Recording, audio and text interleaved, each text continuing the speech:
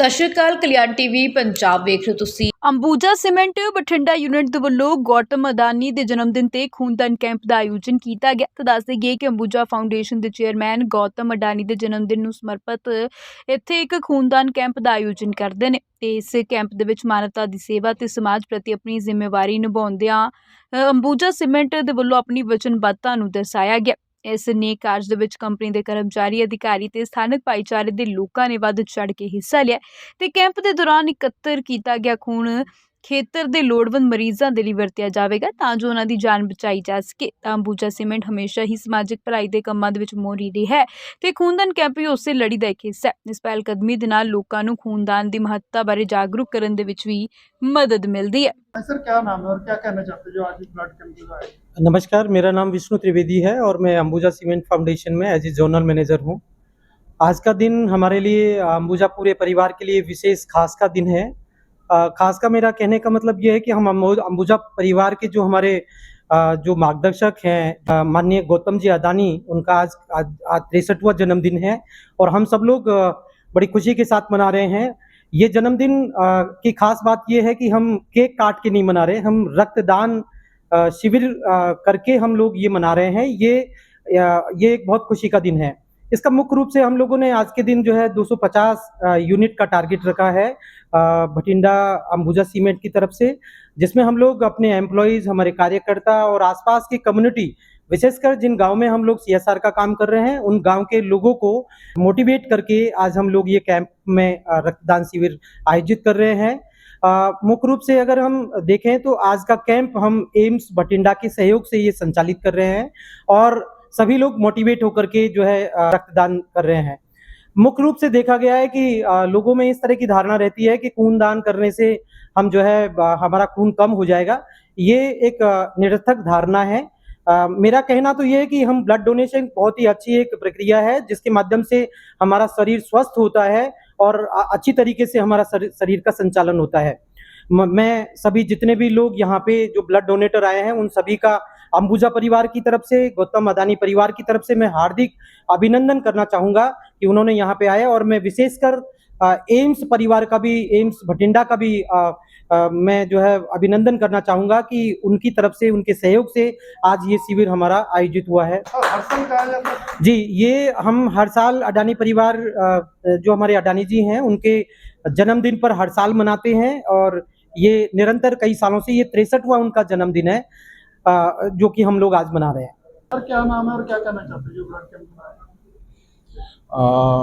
My self Ram बुआ, मैं यहाँ Bathinda grinding unit Adani cement का उसका यूनिट हेड हूँ। आज 24 जून हमारे respected chairman Shri Gautam Adani sir का आज बर्थडे है।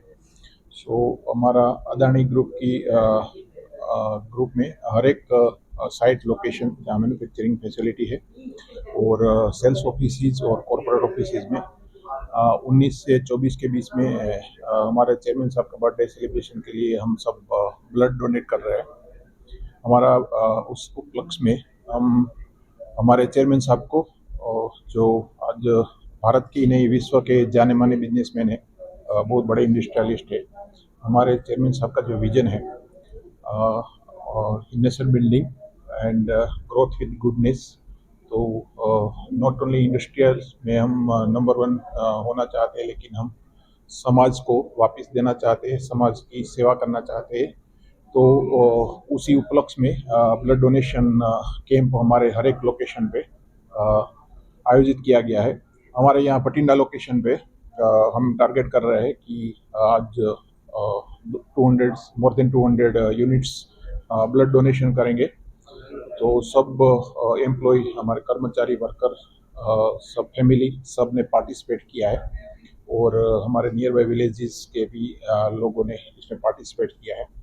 So it is a good and noble cause और सबको ब्लड डोनेशन करना चाहिए क्योंकि हम एक व्यक्ति के ब्लड डोनेशन से 3 लोगों की ज़िंदगी बच सकती है।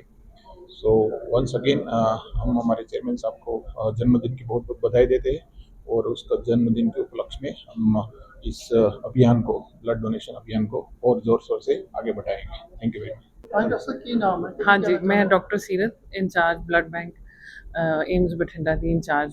हाँ, आज ਅਸੀਂ ਇੱਥੇ आए हैं, हमको बुलाया गया था अडानी ग्रुप की तरफ से, और यहाँ सारे वॉलंटियर्स हैं जो कि लगभग 200 से 300 की गिनती में हैं और बहुत उत्साहित हैं। इनमें बहुत उत्साह है खूनदान करने का, और ये बहुत शुभ अवसर है जो कि ये सेलिब्रेट कर रहे हैं खूनदान के साथ, जो कि it is a very noble act. As we know, इतने कैंसर पेशेंट्स हैं हमारे पास, छोटे बच्चे हैं, ट्रांसफ्यूजन डिपेंडेंट थैलेसीमिया है, उन सब के लिए आज हम यहाँ ब्लड इकट्ठा करने आए हैं। लोगों में धारणा है कि जब ब्लड देने से शरीर में कमजोरी आ जाती है, जहाँ ब्लड कम हो जाता है, क्या ऐसा होता है? नहीं, ऐसा नहीं होता है। ठीक है, हम according to the person's health status पूरा चेकअप करके, उसका प्री डोनेशन एचबी चेक करके, बीपी चेक करके, वाइटल्स लेके, एक प्रॉपर हिस्ट्री लेके फिर ही ब्लड निकालते हैं according to his weight and his HB.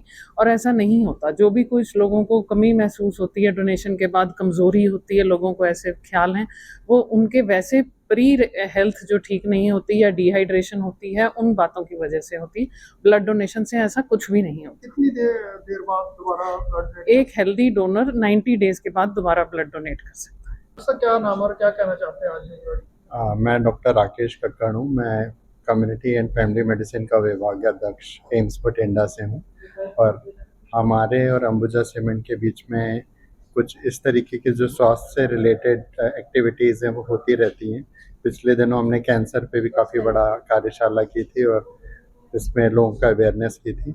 अभी ये एक अच्छा शुभ अवसर है कि अडानी जी के बर्थडे में ये इस तरीके के कर रहे हैं। तो पंजाब में जैसा कल्चर है डोनेट करने का, दान करने का, तो ये एक अच्छा है कि आप बर्थडे के दिन इस तरीके के दान करें, जिससे आप कई लोगों की जान बचाई जा सकती है। इसमें जो लोगों के बीच में भ्रम है, भ्रांतियाँ हैं, वो दूर होनी चाहिए, और अगर आप एक यूनिट ब्लड देते हैं तो आप उससे कई लोगों की जान बचा सकते हैं, क्योंकि उसके कंपोनेंट्स को अलग अलग यूज़ किया जा सकता है।